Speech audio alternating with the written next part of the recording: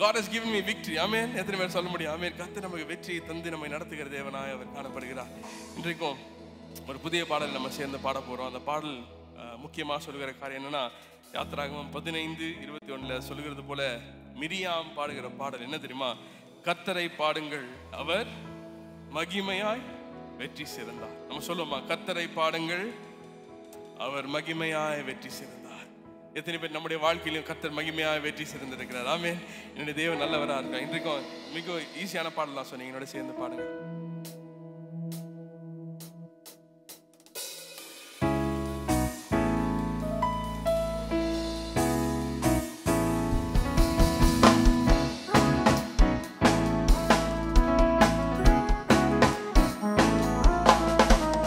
கர்த்தரை பாடுங்கள், அவன் மகிமையாய் வெற்றி சிறந்தார். நம் தேவனை போற்றுங்கள், அவன் மகிமையாய் வெற்றி சிறந்தார். நீங்க சொல்றீங்களா? கர்த்தரை பாடுங்கள், அவன் மகிமையாய் வெற்றி சிறந்தார்.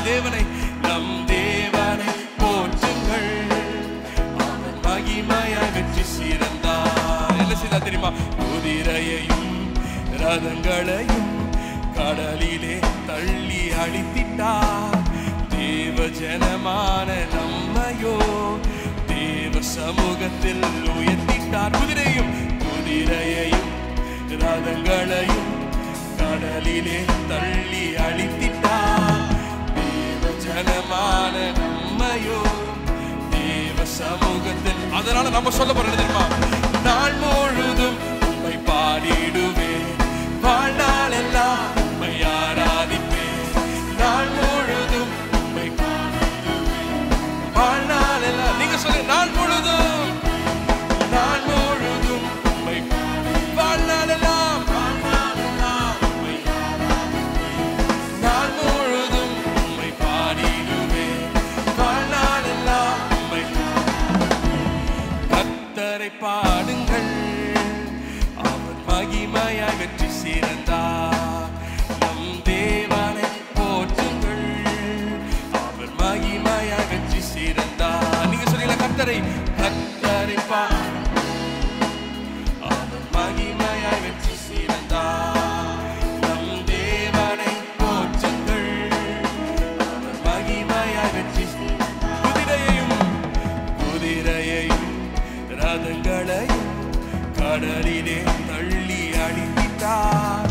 தேவ ஜனமான நம்மையோ தேவ சமூகத்தில் உயர்த்திட்டார். குதிரையையும் அழித்திட்டார். தேவ ஜனமான நம்மையோ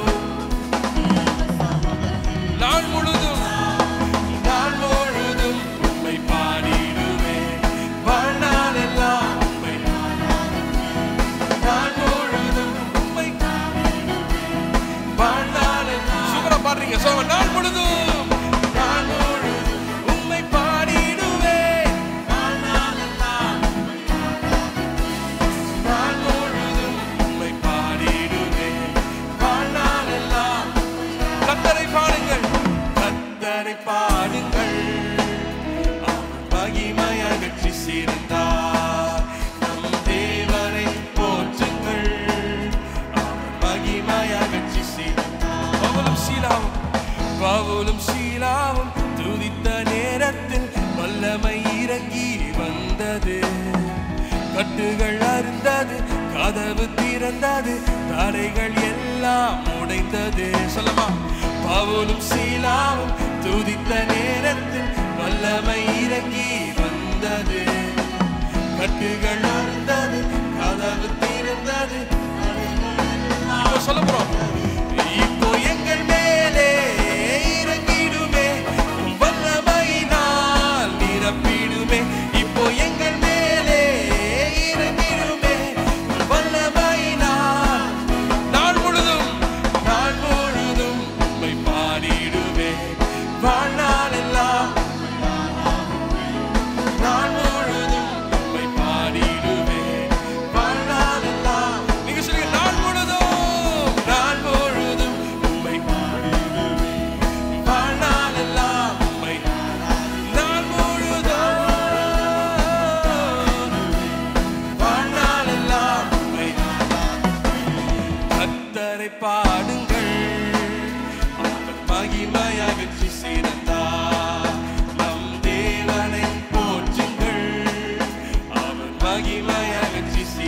நல்ல கரங்களை தட்டி தேவனை பண்ணலாம்.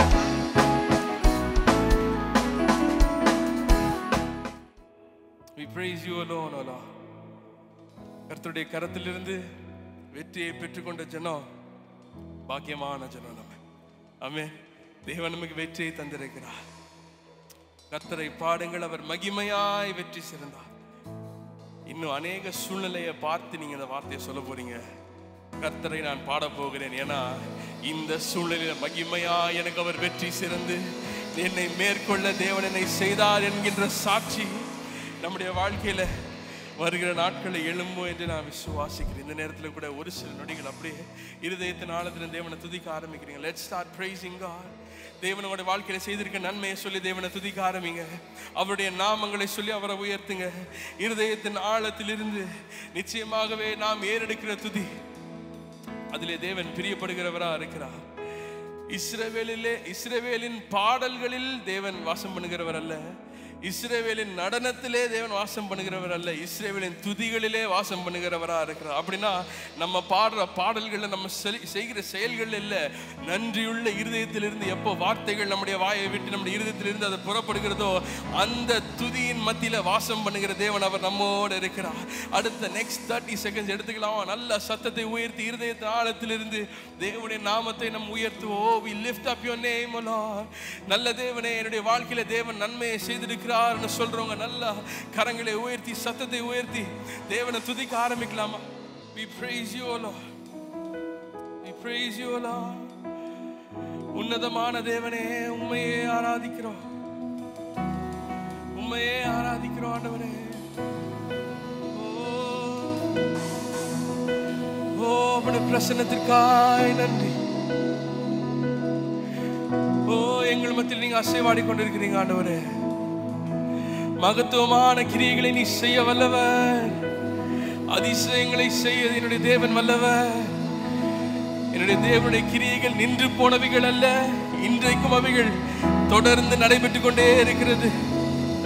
உம்மை நம்பி வந்த ஜனத்திற்கு ஆண்டவரே நீ அற்புதங்களை அதிசயங்களை செய்ய வல்லவரா இருக்கிறீங்க. உன்னதமானவரே, என் உறைவிடம் நீர்தானே. உன்னதமானவரே, என் உறைவிடம் நீர்தான். உன்னதமானவரே,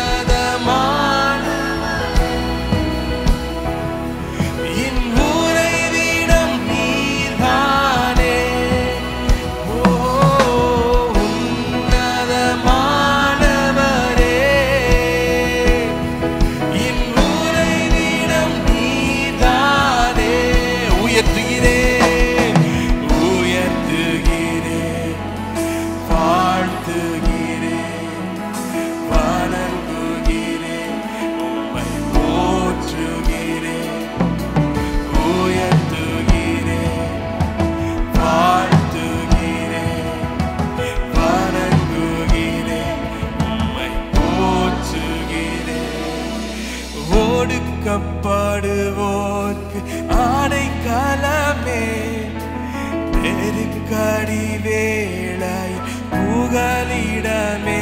சொல்லமா? ஒடுக்கப்படுவோர்க்கு நெருக்கடி வேளை புகலிடமே, நெருக்கடி வேளையில் புகலிடமே. நெருக்கடி வேளையில் எல்லா கரங்களை உயர்த்தி உன்னதமானவரே, உன்னதமானவரே, என் உறைவிடம் நீர்தான். சொல்ல உன்னதமானவரே.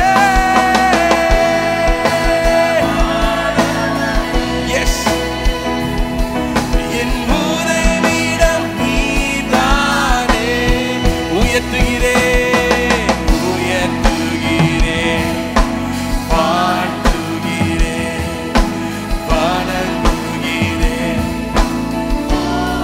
உயர்த்தி கொண்டே பாடலாமா?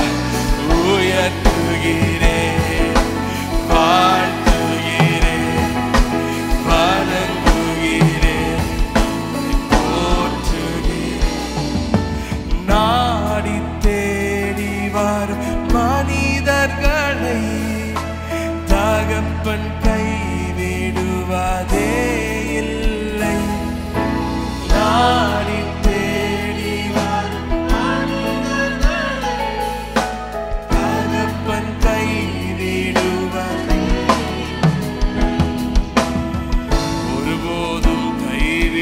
கைவிடுவதே இல்லை, ஒருபோதும் கைவிடுவதே.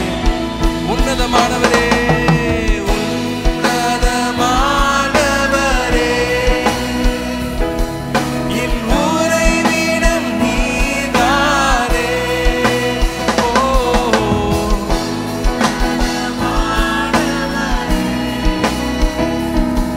என் உறைவிடம் நீதானே. உயர்த்துகிறேன், வாழ்த்துகிறேன், வணங்குகிறேன், உம்மை போற்றுகிறேன்.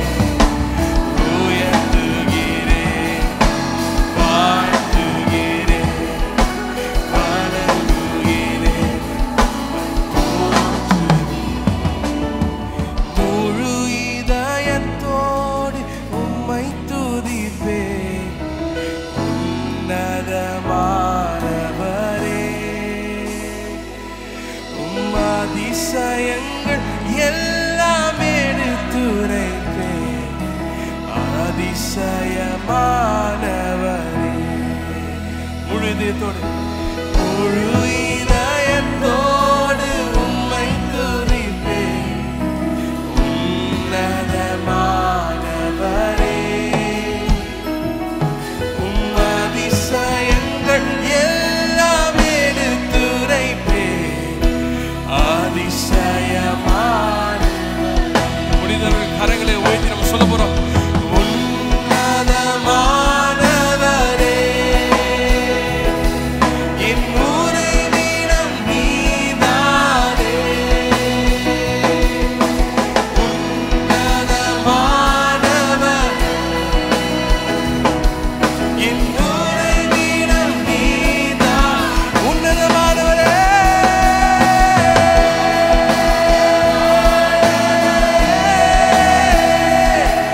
என் உறைவிடம் நீதானே. உயர்த்துகிறேன், உயர்த்துகிறேன், வாழ்த்துகிறேன், வணங்குகிறேன், போற்றுகிறேன்.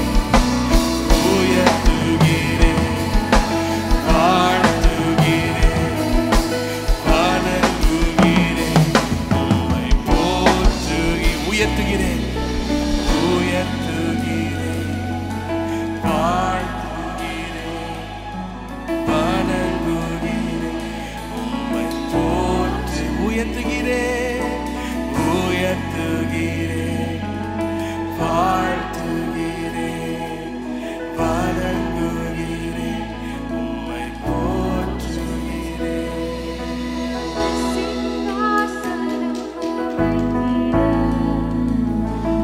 உம்மை துதிக்கிறோம் இயேசுவே.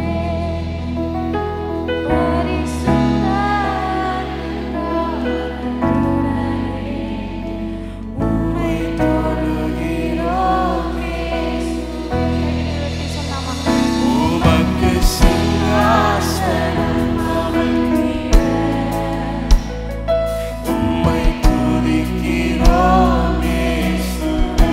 பரிசுத்த பரிசுத்த அலங்காரத்தில் உம்மை தொழுகிறோம் இயேசுவே. எங்கள் மத்தியில் உலாவிடும் எங்களோடென்றும் வாசம் செய்யும். எங்கள் மத்தியில் உலாவிடும் எங்களோடென்றும் வாசம் செய்யும். எங்கள் மத்தியில் உலாவிடும் எங்களோடென்றும் வாசம் செய்யும்.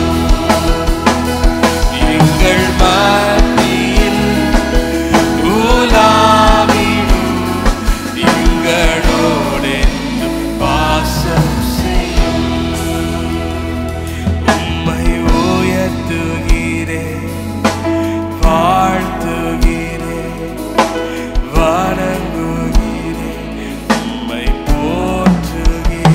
சொல்றீங்களா? உயர்த்துகிறேன், வாழ்த்துகிறேன், வணங்குகிறேன், உம்மை போற்றுகிறேன். இந்த தினத்தில் நாம் தியானிக்க போகிற கர்த்தருடைய வார்த்தையின் தலைப்பு பயத்தின் மத்தியில் தேவனுடைய வாக்குத்தத்தம். The title of today's message we are meditating is God's promises in the face of fear. இஸ்ரவேல் ஜனங்களுடைய வாழ்க்கையை தியானித்து அவர்கள் தன்னுடைய பயணத்தை ஆரம்பித்து அவள் அப்படியே வந்து கொண்டிருக்கும் பொழுது நடுவில் ஏற்பட்ட சில சம்பவங்களை தியானித்து சில எதிர்மாறான காரியங்களை தியானித்து அதன் மத்தியிலே அவள் எப்படி நடந்திருக்க வேண்டும் என தேவன் விரும்பினார் என்பதை குறித்து தியானிக்க நான் விரும்புகிறேன். We are going to look into the life of Israelites and their journey in the wilderness and what are all the incidents and consequences they faced in their journey. இன்றைக்கு செய்தி என்னாகமம் 14ஆம் அதிகாரத்திலிருந்து தியானிக்க போகிறோம். Today's message will be based out of Numbers chapter 14. வாசிக்கலாமா? என்னாகமத்தின் புத்தகம் 14ஆம் அதிகாரம் முதல் வசனம். Let's turn to read Numbers chapter 14 verse 1. That night, all the members of the community raised their voices and wept aloud. அப்பொழுது சபையார் எல்லாரும் கூக்குரலிட்டு புலம்பினார்கள். ஜனங்கள் என்று ராம் முழுவதும் அழுது கொண்டிருந்தார்கள். அப்பொழுது சபையார் கூக்குரலிட்டு புலம்பினார்களா? Then all the congregation raised a loud cry. அடுத்த வார்த்தை பாருங்க, ராம் முழுவதும் அழுது கொண்டிருந்தார்களா? That night they raised their voices and wept aloud. இந்த வார்த்தை சற்று ஆழமான வார்த்தை. This word has got a deeper meaning. Ram முழுவதும் அழுது கொண்டிருக்கிறீர்களா? Have you ever wept through the night? அப்படிப்பட்ட சூழ்நிலை உண்டாயிருக்கிறதா Have உங்களுக்கு? you ever faced such situations in your life? அப்படிப்பட்ட சூழ்நிலை கடந்திருக்கிறவர்களுக்கு கர்த்தர் இன்றைக்கு பேசிக் கொண்டிருக்கிறார். This is the message the Lord speaks to you when you are going through that same situation. இவர்கள் ஏன் அப்படி அழக்கூடிய கூக்குரலிடக்கூடிய சூழ்நிலை உண்டானது? Why did they encounter a situation where they wept aloud, raising their voices? அதைத்தான் நாம் இன்னைக்கு பார்க்க போகிறோம். That is what we are going to meditate today. இவர்கள் பயப்பட்டார்கள் என்று பார்க்கிறோம். We see they were frightened. அவர்கள் ஏன் பயந்தார்கள் என்ற சூழ்நிலை 13ஆம் அதிகாரத்தை வாசிக்கும் பொழுது நமக்கு தெரிகிறது. In the previous chapter 13 we can understand the reason for their fear. இந்த 13ஆம் அதிகாரத்திலே நாம் பார்க்கும் பொழுது மோசே கானானை வேவு பார்க்கும்படியாக வேவுக்காரர்களை அனுப்புகிறார். Over here in the 13th verse we can see they sent men to spy out the land of Canaan. இந்த வேவுக்காரர் சொன்ன அறிக்கை நிமித்தம் இந்த சூழ்நிலை உண்டாகிறது. Because of the reports of the spies, this incident took place in the life of Israelites. பொதுவாக ஒரு நாட்டுக்கு போக வேண்டும் என ஒரு ஊருக்கு போக வேண்டும் என்றால் அதை குறித்த நமக்கு விவரங்கள் இப்பொழுது கையடக்க கருவியிலே காணப்படும். Usually if you need to go to another country we have all the information available. அந்த நாட்களிலே இணைய வசதி எல்லாம் இல்லை. Those days they did not have an internet connection. அப்பொழுது சில ஒற்றர்களை வேவுக்காரர்களை அனுப்பி அந்த தேசத்தை பார்த்து விட்டு வா என்று ஒரு கோத்திரத்துக்கு ஒருவராக 12 பேர் அனுப்பப்படுகிறார்கள். Therefore they nominated one person from every tribe and sent out to spy the land of Canaan. அவர்கள் அதை பார்த்து விட்டு வந்து நாங்கள் பார்த்த இடம் எப்படி இருக்கிறது என்று ஒவ்வொருவரும் அவர்களுடைய அனுபவத்தை சொல்லுகிறார்கள். Each and every spy they list out their experiences on how the land is. அவருடைய அறிக்கை எவ்விதமான விளைவுகளை ஏற்படுத்துகிறது என்பதை குறித்து இந்த 14ஆம் அதிகாரத்தை தெளிவாக பார்க்கிறோம். In chapter 14 we clearly understand what are all the consequences they face because of the report that is shared by the spies. நாம் பேசுகிற வார்த்தைகள் மிகவும் விளைவை உண்டு பண்ணக்கூடிய ஒன்றாய் காணப்படுகிறது. We must realize the great consequences that a statement can create in this world. ஆகவே இவர்கள் இஸ்ரவேலுக்கு பயத்தை உண்டு பண்ணின வார்த்தைகளை அந்த 10 ஒற்றர்களும் பேசினார்கள். Therefore they spoke in such a way that the entire congregation were frightened.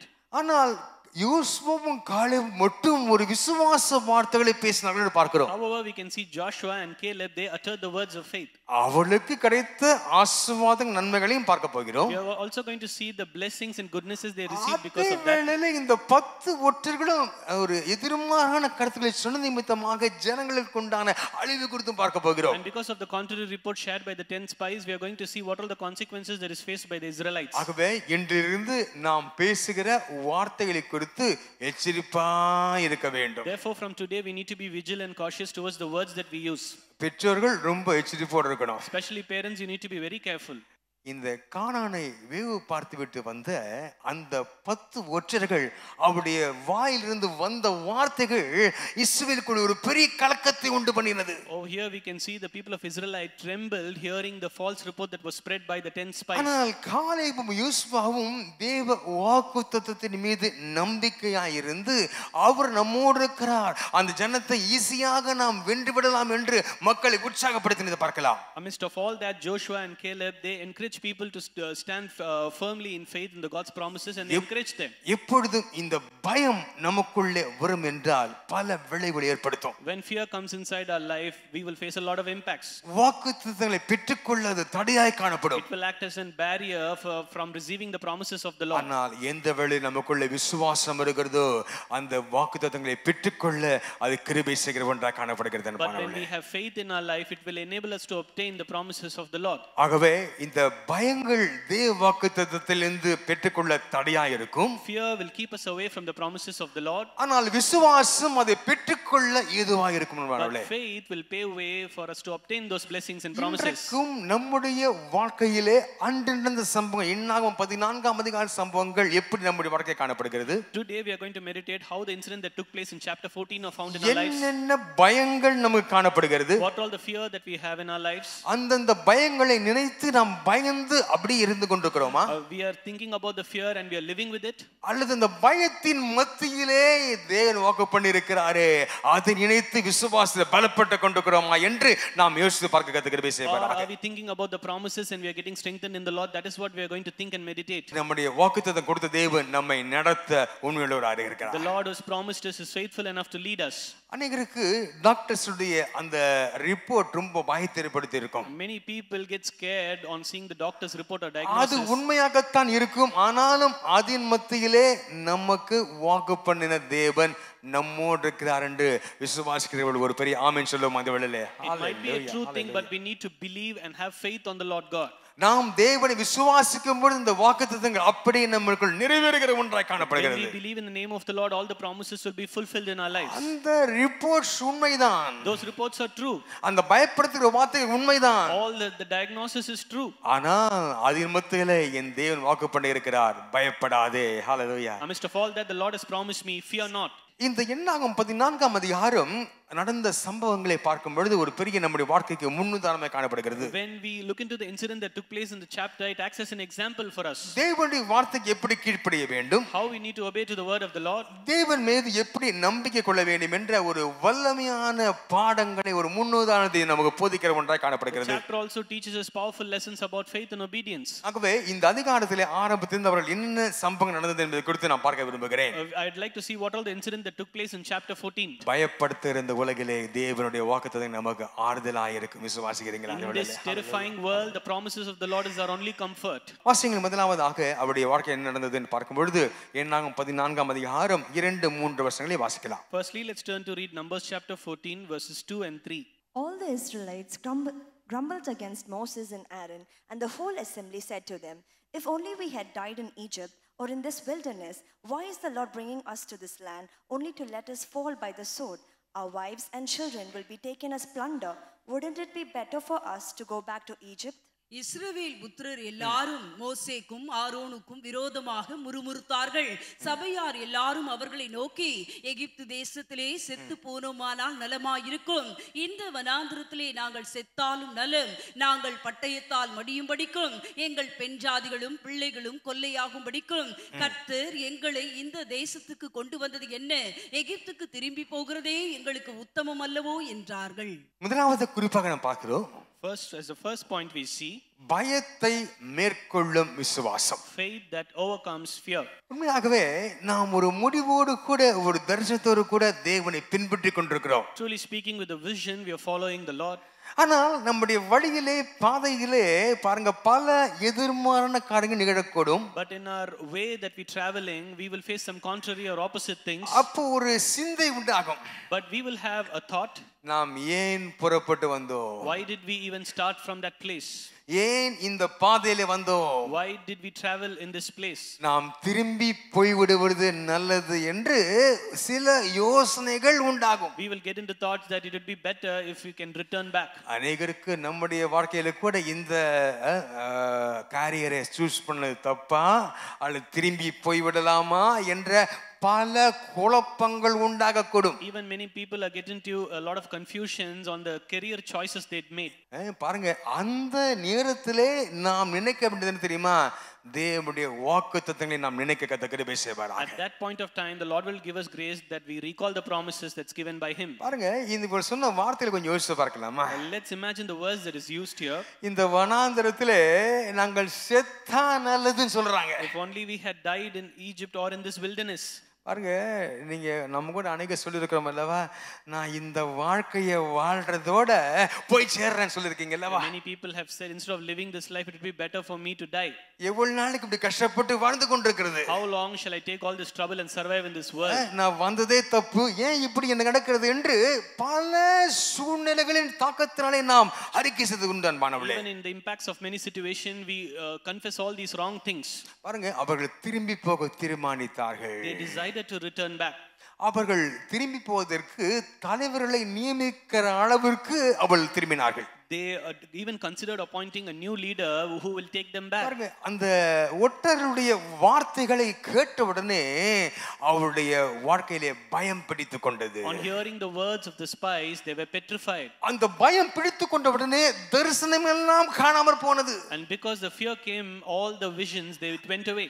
அவன் அந்த பயம் அந்த விசுவாசத்தை சிதைத்து விடுகிறது என்பானவளே. The fear distorts the faith. தேவனுடைய கடந்த காலத்திலே அவர் செய்த அற்புதங்கள் எல்லாவற்றையும் மறந்து போனார்களாம். They seem to have forgotten all the past miracles that was worked out by the Lord God. இதுதான் நம்ம ஜீவிதத்தில் நாம் செய்கிற பெரிய தவறு. This is the biggest mistake we do in our lives. கடந்த காலத்திலே தேவன் செய்த அற்புதங்களை நாம் நினைவில் வைத்திருக்க வேண்டும். We need to recount and remember all the good things that the Lord did in our lives. நம்முடைய முன்னோர்கள் ஒரு பாரம்பரியத்தை ஏற்படுத்தினார்கள். Our ancestors, they had a tradition. அது தேவையுள்ள காரியம்தான். It is a most needed one. ஒவ்வொரு ஜெபம் முடியும் போதும், After the prayer, ஒவ்வொரு ஆராதனை முடியும் போதும், after every service, என் ஆத்துமாவே நீ அவர் செய்த உபகாரங்களை மறவாதேன்னு சொல்லி நமக்கு நாமே ஞாபகப்படுத்திக் கொள்ள at the வேண்டும். end of the service, we need to remind ourselves, telling that we should not forget the benefits that we received from the Lord. ஹalleluya. அப்போ தேவன் செய்த நன்மைகள் நமக்கு மறந்து போகும் மாணவர்களே. Or we tend to forget the goodness that we received from the Lord. இஸ்ரவேலை எகிப்திலிருந்து கிளம்பி சென்ற உடனே வாதைகளை கொண்டு எகிப்தியரை கர்த்தர் வாதித்தார். The Lord brought plagues into the land of Egypt, and they tested them. ஏன் அத்தனை வாதைகளை கொண்டு வந்தார் என்று பார்க்கும்போது விஷயம் இருக்கிறது. There is a matter on the reason why the Lord brought plagues in the land of இந்த Egypt. தேவன் யார் என்று முதலாவது எகிப்தியர் தெரிந்து கொள்ள வேண்டாம், இஸ்ரவேலை தெரிந்து கொள்ள The வேண்டும். people of Israel should know what kind of a Lord that they are going to worship. உங்களை கூட்டிக் கொண்டு போகிற தேவன் அற்புதங்களை செய்வார் என்ற அந்த விசுவாசம் தேவன் பிள்ளைகளுக்கு அவசியமாக இருக்குது. அது நிரூபிக்கும்படியாக தான் அந்த 10 வாதைகள் உண்டானதை பார்க்கிறோம். The Lord wanted to see wanted the people to realize what is he capable of, and that is the reason he brought plagues into the land. அது மட்டுமல்ல, இயற்கையை கர்த்தர் அதுமேல் அதிகாரம் கொண்டு நிரூபிக்கும்படியாக செங்கடலை பிளந்தார். In order to prove his authority over the nature, he parted out the Red Sea. சூழ்நிலை எவ்வளவு எதிர்மாறாக இருந்தாலும் அந்த வனாந்தரத்திலும் தேவன் நல்ல உணவினால் போஷிக்க முடியும் என்று நிரூபிக்கும்படியாக மன்னாவை கொடுத்தார். Even in the path of wilderness, the Lord provided them with divine manna to his people. ஆனால் சில எதிர்மான சம்பவங்கள் நடைபெறும் பொழுது இந்த பயம் விசுவாசத்தை சிதைத்து விடுகிறது என்பானவளே. During unforeseen things, this fear enabled them to distort the faith in them. எப்பொழுது இந்த பயம் நமக்கு வரும் பொழுது, Whenever we get this fear, நம்மை அழைத்த தேவனை விட நம்முடைய பிரச்சனையை பெரிதாக காட்டும். and these fears will show that the Lord is smaller than the problems that we are facing. அது உண்மைதானே? It is true, isn't it? நம்மை அழைத்த தேவன் சகலத்தையும் செய்ய வல்லவர். ஆமென் சொல்லுங்க பார்க்கலாம். The Lord who has called us is able to do anything. அவரை விட நம்முடைய பிரச்சனை பெரியதான் கொஞ்சம் யோசித்து பார்த்தீங்கன்னா ஒரு பெரிய தைரியம் வரும் மாணவர்களே. When we need to think if the fear is bigger than our God. அந்த பயம் சில வேளைகளில் நம்முடைய கண்களை மறைத்து விடும் மாணவர்களே. Fears will blind our eyes. ஆனால் இந்த 10 பேருக்கும் அவ்விதமா நடந்தது. ஆனால் இந்த காலேபும் யோசுவாவும் அவ்விதமாக எதிர்கொள்ளும் பிரச்சனை விட அங்க இருக்கிற மக்களை விட என் தேவன் என்னோடு இருக்க என் தேவன் பெரியவர் என்ற அந்த வார்த்தைகளை ஜனங்களுக்குள்ளே பரப்பினார்கள். Despite of all these things, Joseph and Caleb had a faith on the Lord, and they believed that the Lord is greater than all this. பாருங்க, இவருடைய கண்கள் எதிர்ப்பையே பார்த்தது. All these people saw the obstacles. ஆனால் விசுவாசமோ தேவனுடைய வல்லமையை காண்கிற ஒன்றாய் காணப்படுகிறது. ஆமென் சொல்லுவோம் இந்த வேளையிலே. But faith is something that sees the power of the Lord.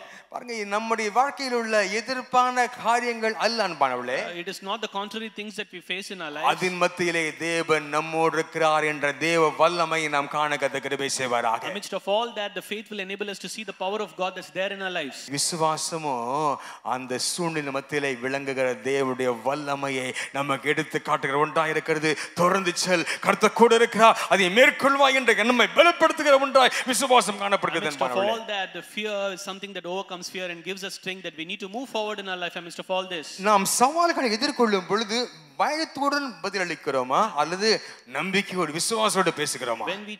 when we face certain challenges, how are we responding? Out of fear or out of faith? பாருங்க, எல்லாருடைய உடலிலும் எல்லா விதமான அந்த எதிர்மறையான அந்த ஜாம்ஸ், அந்த கிருமிகள் உள்ளது. Even in our lives, you all have certain contrary things that's happen in எல்லாருடைய உடலிலும் இருக்கிறது. in all the lives this is there. ஆனால் நீங்கள் பயந்து கொண்டிருக்கும் பொழுது அந்த எதிர்ப்பான அந்த கிரியைகள், அந்த கிருமிகள் கிரீச ஆரம்பிக்கும். But when you keep getting afraid of all this, it will only prevail against you. நீங்கள் தேவனை விசுவாசித்து என் தேவன் என்னை குணமாக்க வல்லவர், அவர் தேவன் பரிகாரி என்று அறிக்கை செய்து கொண்டிருங்கள். நம்முடைய வாழ்க்கையில் தேவன் எவ்வளவு பெரிய எதிர்ப்பான கிரியைகள் நம்முடைய சரீரத்தில் இருந்தாலும் அதை மாற்றி போட என் தேவன் வல்லவராய் காணப்படுகிறார். விசுவாசிக்க நாமே சொல்லுங்க பார்க்கலாம். But if you keep confessing the power of the Lord, whenever you get into infirmities and diseases, the Lord will be able to heal you.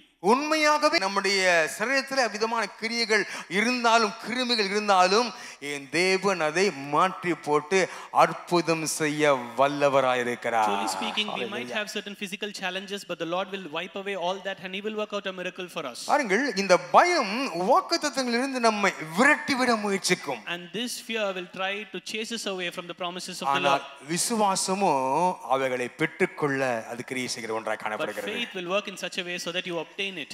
பாருங்க, இந்த இஸ்ரவேலர்கள் லேவியக்காரருடைய அறிக்கையை கேட்ட உடனே பதறினார்கள். The Israelites reacted in fear after hearing the reports of the spies. நம்ம என்னென்ன சூழ்நிலையை பார்த்து பதறுகிறோம்? In what are all the situations in our life we tremble upon? எந்தெந்த சூழ்நிலையை பார்த்து பதறுகிறோம்? What situation do we normally scared about? பல சூழ்நிலை பயந்து கொண்டு வந்திருக்கலாம். In many situations we might be scared about. எதை கேட்டும் பதற மாட்டேன்னு ஒரு தீர்மானம் செய்றவங்க ஒரு பலத்த ஆமென் சொல்லுவோம் அந்த வேளையிலே. ஹalleluya. We need to take a decision that we will not tremble upon anything. பாருங்க, விசுவாசிக்கிறவன் என்னமா பதறான். A man who has faith shall never be trembled. இந்த முதல் குறிப்பில் நாம் கற்றுக்கொள்ளும் பாடம் என்ன தெரியுமா? What is the lesson that we learn from this first point? பயம் தேவன் கடந்த காலத்திலே நடத்தின அற்புத வழிகளை மறக்க வைத்தது. Fear will make us forget God's past faithfulness. அது மறக்க வைத்து கீழ்ப்படியாமைக்கு வழிவகுத்தது. It will give us a forgetfulness and will lead us into disobedience. இன்றைக்கு ஒரு தீர்மானம் செய்யணும். Now we are going to make a decision. என்ன விதமான பயத்திற்கும் நான் என் வாழ்க்கையிலே இடம் கொடுக்கவே மாட்டேன்னு ஒரு தீர்மானம் செய்யணும். We need to take a decision that I will not give room for any kind of fear. எத்தனை பேர் தீர்மானிக்கிறீங்க? How many people would like to N decide? வாழ்க்கையில எத்தனை விதமான பயங்கள் சூழ்நிலை வந்தாலும் அதை கண்ணால பார்த்தாலும் நாம் பயப்படக்கூடாதுன்னு பண்ணவளே. What kind of a terrible situation I might face through, but I will not give room for fear. ஏனென்றா நமக்கு வாக்குத்தத்தம் இருக்கிறது. சொல்லுங்க பார்க்கலாம். Because we have a வாக்குத்தத்தம் promise. இருக்கிறது. We have the promise of the Lord in our lives. அவிதமாக இந்த வனாந்தரத்தில் 40 வருஷங்கள் அவள் நடந்து அலைந்து திரிந்தாலும் கூட அவள் கால்கள் வீங்கவும் இல்லையாம், கண்களிலே பார்வை குறையும் இல்லையாம், அவிதமாக செருப்பு தேயும் இல்லையாம் பண்ணவளே.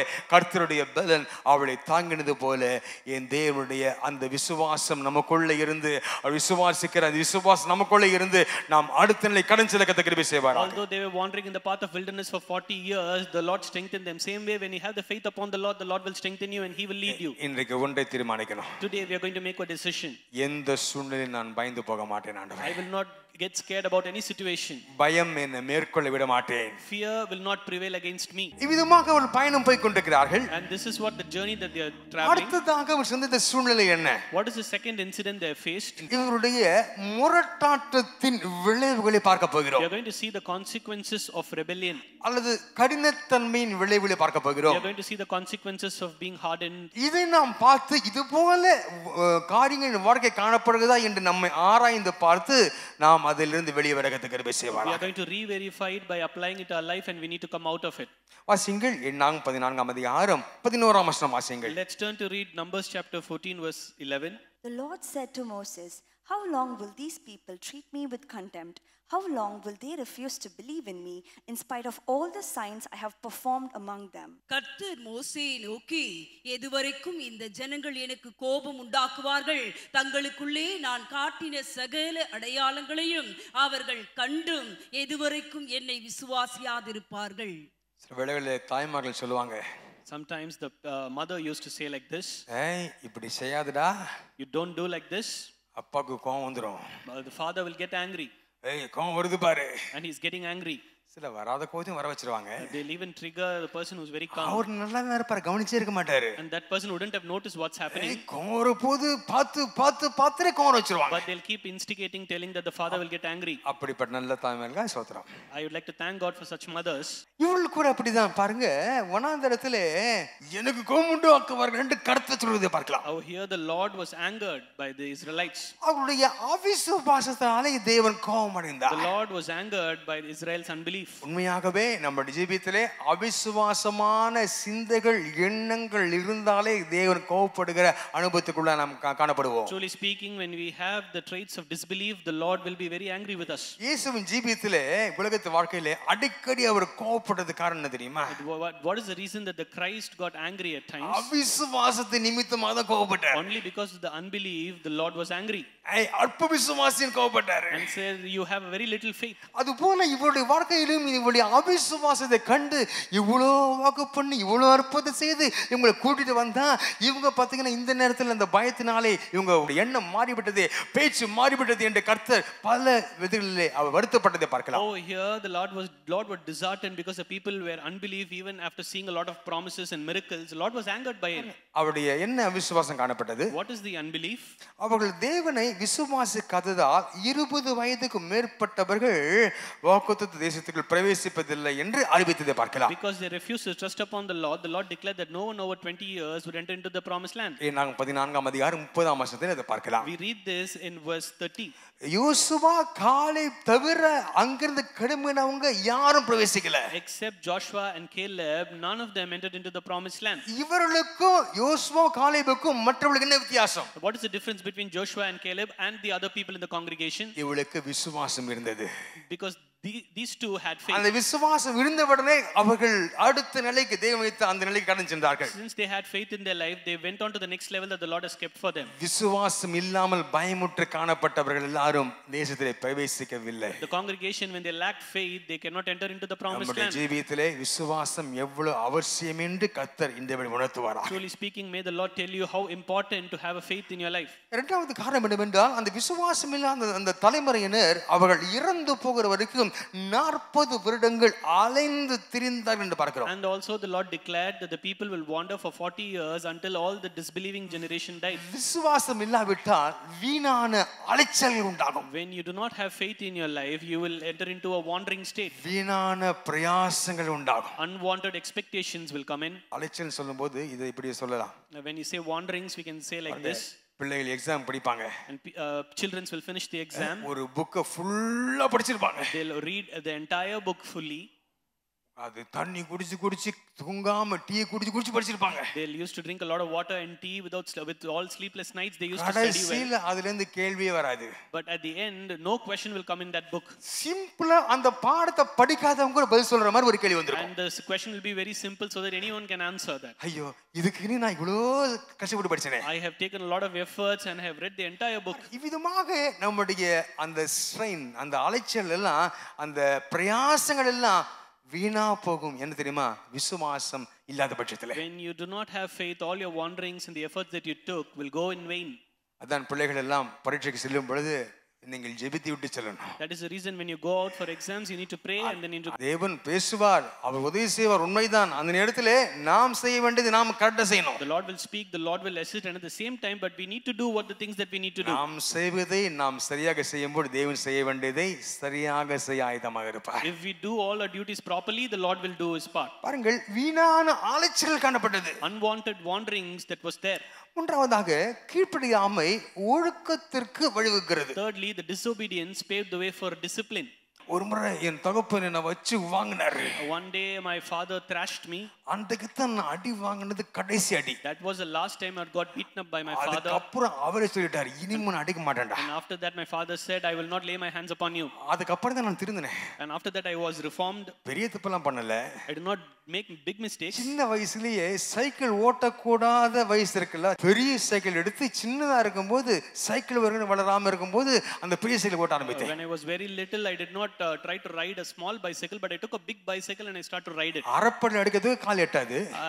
I was not that tall to ride it. அந்த வேளையில என்ன பண்ண, சைக்கிள் தள்ளி மேட்ல வச்சிட்டு அப்படியே அதுல ஏறி உட்கார்ந்துருவேன், அப்படியே போவேன், அடிக்க முடியாது. Somehow I managed to ride that bicycle that ஒரு day. நாள் எங்க அப்பா இங்க இருந்து பாத்துட்டாரு, அங்க ஓடிட்டு இருக்கேன். My father was watching me riding the big bicycle வரணும்னு காத்திருந்தாரு. and he was waiting for me to return back home.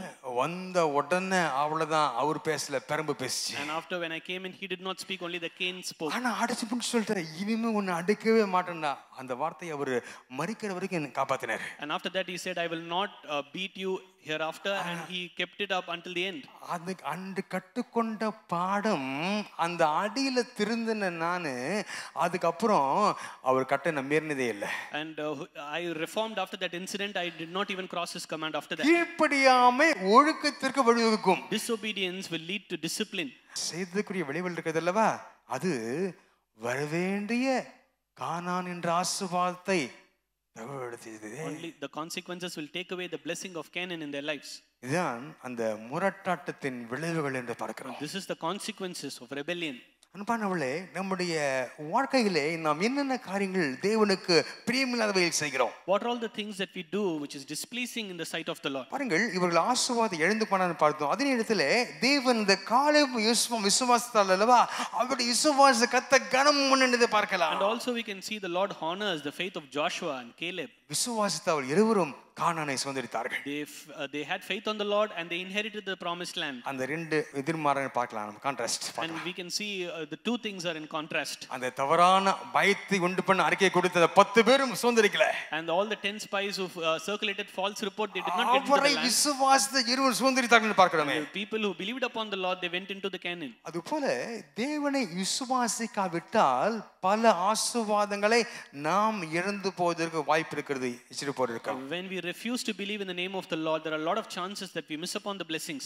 உம்முடைய வாக்குத்தத்தத்தை நான் சரியாக விசுவாசிக்காதபடினாலே என்னென்ன உயர்வுகளை நான் இழந்து போனேன். கொஞ்சம் கேட்டு பாருங்க. தேவன் Since I சொல்லுவார், did not have faith upon your name, what are all the exaltation that I missed out in my life? இந்த சந்தர்ப்பத்துக்கு கொஞ்சம் சம்பந்தமில்லாத ஒன்று குறித்து நான் வாசிக்க விரும்புகிறேன். We are going to see an incident which is nowhere connected to this. என்னாகமம் 20ஆம் அதிகாரம் 12ஆம் வசனத்தை வாசிங்க. Let's turn to read Numbers chapter 20 verse 12. But the Lord said to Moses and Aaron, because you did not trust me enough to honor me as holy in the sight of the Israelites, you will not bring this community into the land I give them. பின்பு கர்த்தர் மோசேயும் ஆரோனையும் நோக்கி, இங்கே மோசேயும் ஆரோனையும் கத்த பார்த்து சொல்றாரு, இந்த விசுவாசம் எவ்வளவு முக்கியம் என்று பாருங்கள். வாசிங்க. இஸ்ரவேல் புத்திரரின் கண்களுக்கு முன்பாக என்னை பரிசுத்தம் பண்ணும்படி நீங்கள் என்னை விசுவாசியாமற் போனபடினால் இந்த சபையாருக்கு நான் கொடுத்த தேசத்துக்குள் நீங்கள் அவர்களை கொண்டு போவதில்லை என்றார். கொண்டு போவதில்லைன்னு சொல்றாரு. தேவனை மோசேயும் ஆரோனும் சரியாக விசுவாசிக்காதபடினாலே இந்த சபையார் பாதிக்கப்படுகிறார்கள். Over here we see Moses and Aaron did not trust upon the Lord, and because of them the congregation is getting impacted. எச்சரிப்போடு காணப்பட We வேண்டும். need to be very vigilant. நாம் விசுவாசிக்காததினாலே நம்முடைய குடும்பம், பிள்ளைகள், சபை, மற்றவர்கள் பாதிக்கப்பட வாய்ப்பு இருக்கிறது. There is a chance that others, our family, our church will be affected because of our lack of faith. ஆண்டவரே, நீ சொன்ன வார்த்தைகளை நான் சரியாக நிறைவேற்றுகிறேனா? Lord, am I fulfilling your words properly? பேச சொன்னார், அடித்து விட்டார்கள் களிமண்ணை. The Lord wanted them to speak, but they struck the rock.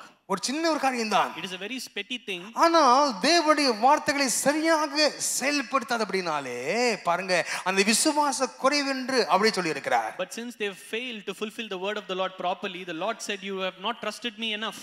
என்ன அவருக்கு தெரியும்னா, முதல்ல அடிக்க சொன்னாரு. The Lord told them to struck it once. அப்போ ஒரு மைண்ட் செட் உண்டாயிடுச்சு, அடிச்சாதான் தண்ணி வரும். So they had a mindset that only if I strike the rock, then will be what இந்த will முறை be water. பேச சொல்லுகிறார். Now the Lord asked them to speak with it, பழக்க தோஷத்தை அடிச்சிட்டாரு. but out of practice they struck the rock. இந்த அதிகாரத்தை நீங்கள் படித்து பார்த்தா தெளிவாக தெரியும். நீங்கள் இதையும் சேர்த்து வாசிங்க. If you read this whole chapter, you will know the incident. நம்முடைய விசுவாச குறைவு அதனாலே மற்றவர்கள் பாதிக்கப்பட வாய்ப்பு இருக்கிறது. Due to the lack of faith that we have in our life, the other people will be impacted. ஆனால் காலேபும் யோசுவாவும் விசுவாசத்தில் உறுதியாக நின்றபடினாலே தேவன் அவளோடு இருக்கிறார் என்று மற்றவர்களுக்கு நினைப்பூட்டினதை பார்க்கிறோம். We can see Caleb and Joshua, they stood firm in faith, reminding the other people that the Lord God was there with them all along. நமக்கு ஒரு பெரிய விசுவாசம் இருக்கு, தேவன் நம்மோடு இருக்கிறார் என்று விசுவாசம் உள்ளது, உண்மைதான். It is true that we have a great faith that the Lord is there with us. ஆனால் நமக்குள்ள விசுவாசத்தை மற்றவர்களுக்கும் சொல்லி காலை யோசுவா போல மற்றவர்களுக்கும் சொல்ல கத்துக்கிற But just like Joshua and Caleb, what we need to do, we need to transfer the faith to others. பெற்றோர்கள் உங்களுக்குள்ள விசுவாசத்தை உங்களுடைய சந்ததிக்குள்ளே கொடுக்க வேண்டிய பொறுப்பு உங்களுடையது. விசுவாசிக்க பெற்றோர்கள் மட்டும் ஒரு ஆமென் சொல்லுங்க பார்க்கலாம். It is the responsibility of parents to pass on the faith to your generations. இந்த குறிப்பிட்ட கற்றுக்கொள்ளும் பாடம் என்னவென்றால், What is the lesson that we learn from this point? விசுவாசம் வாய்ப்புகளை பார்க்கிறது. The faith will see the opportunities. பயம் தடைகளை காண்கிறது. The faith is seeing the obstacles. பயம் எப்பொழுதும் தடைகளை காண்கிறது. The fear will always look upon the barriers. ஆனால் விசுவாசம் தேவன் நமக்கென்று வைத்திருக்கிற அந்த வாய்ப்புகளை பார்க்கிறது. But faith will only look upon the opportunities that is set by the Lord. சின்ன ஒரு தலைவலி வந்துருச்சுன்னா, ஓ தலையில வலி வந்துருச்சு, ஓ எனக்கு பிரெயின் டியூமரா இருக்குமோ, உடனே அந்த பயத்தினால பல வார்த்தையை சொல்லுவாங்க. If you have a normal headache, you'll immediately jump into conclusions. அது உண்மையாகவே தலைக்குள்ள என்ன இருந்தாலும் என் தேவன் மாற்ற வல்லவர்னு அறிக்கை செய்யுங்க. தேவன் மாற்ற வல்லவராய் இருக்கிறார் என்பானவளே. Whatever problems that you face, you need to confess that the Lord is able to change it, and the Lord will surely do it for you. விசுவாசம் வாய்ப்புகளை பார்க்கும்.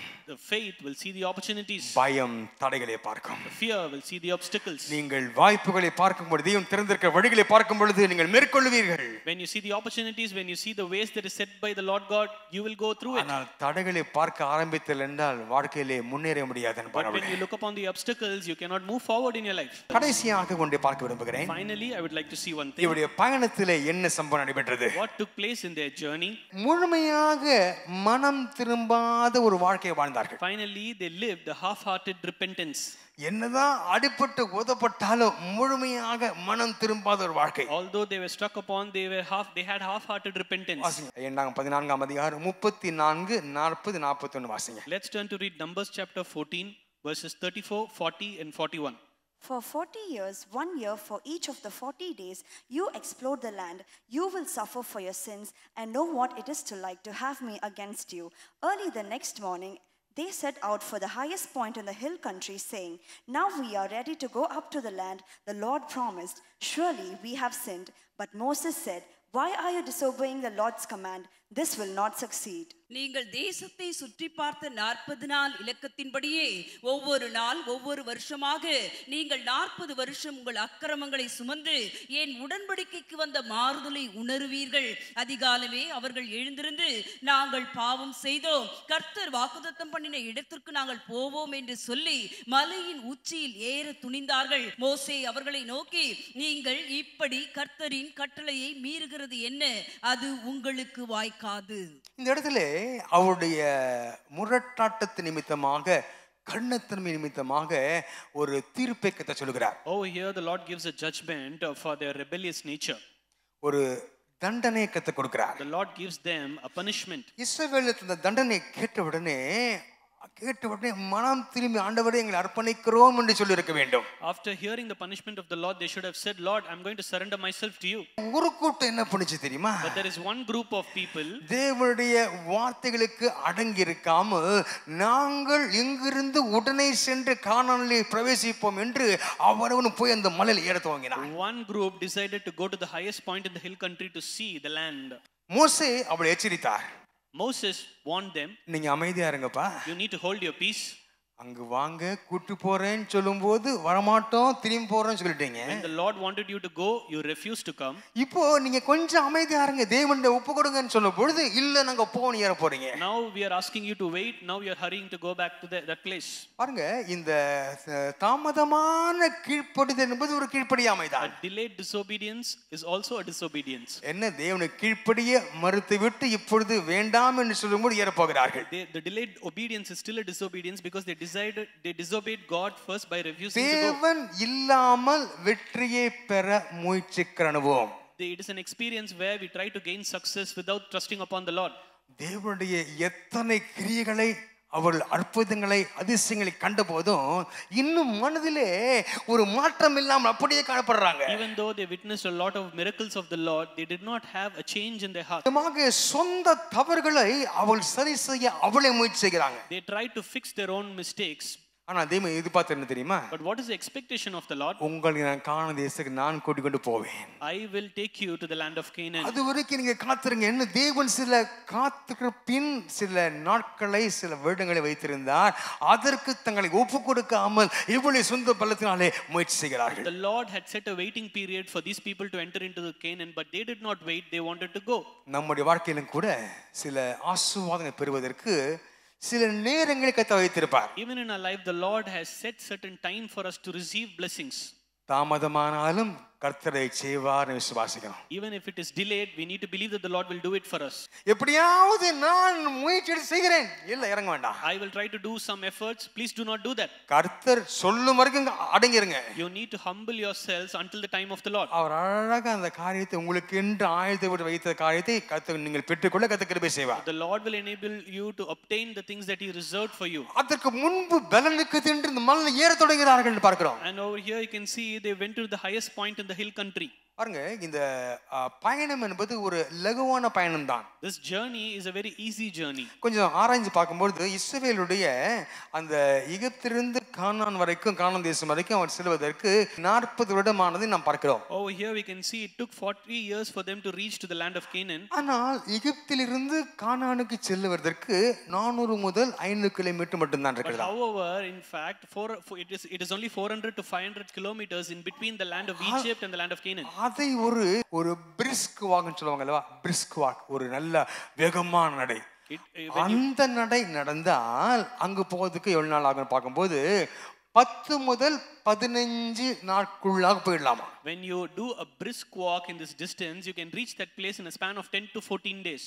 அப்போ நம்மாலே அந்த தூரத்தை கடந்து செல்ல முடியும். We can clearly pass through all these distances. ஆனால் தேவன் அந்த அற்புதங்களை வண்ணத்தை செய்து செய்து அவர் யார் என்று காண்பிக்க விரும்புகிறார். But the Lord keeps working out miracles just to trying to prove the people what is He capable of. அவர் வைத்திருக்க வெற்றியை பெற வேண்டும் என்றால் அவருடைய நேரத்துக்கு நாம் காத்திருக்க வேண்டியதாக காணப்படுகிறது. In order to receive the success that the Lord has for us, we need to wait for His time. பாருங்க, இந்த எகிப்திலே தேவன் அந்த வாதைகளை கொடுத்து வாய்த்தார் அல்லவா? அதனுடைய காரணம் என்னவென்றால் இந்த இஸ்ரவேலுக்கு தான் யார் என்று நிரூபிக்கும்படியாக கர்த்தர் அவளுக்கு தன்னை வெளிப்படுத்துகிறார். The reason why the Lord brought plagues into the land of Egypt is to prove what is He capable of to the people of Israel. எகிப்தியருக்கு கர்த்தர் வெளிப்படுத்த விரும்பவில்லை. He did not want to reveal to the people of the Egyptians. இஸ்ரவேலுக்கு வெளிப்படுத்துகிறார். He wanted to reveal for His own people, the முதலாவது Israelites. தேவனுடைய பிள்ளைகளாகிய நாம் நம்முடைய தேவன் யார் என்று நமக்கு தேவன் வெளிப்படுத்த விரும்புகிறார். Firstly, the Lord wants to reveal who He really is to His own people. பட்ட பாடுகளினாலே நான் பல காரியங்களை கற்றுக்கொண்டேன்னு சொன்ன வண்ணமாக உண்மையாகவே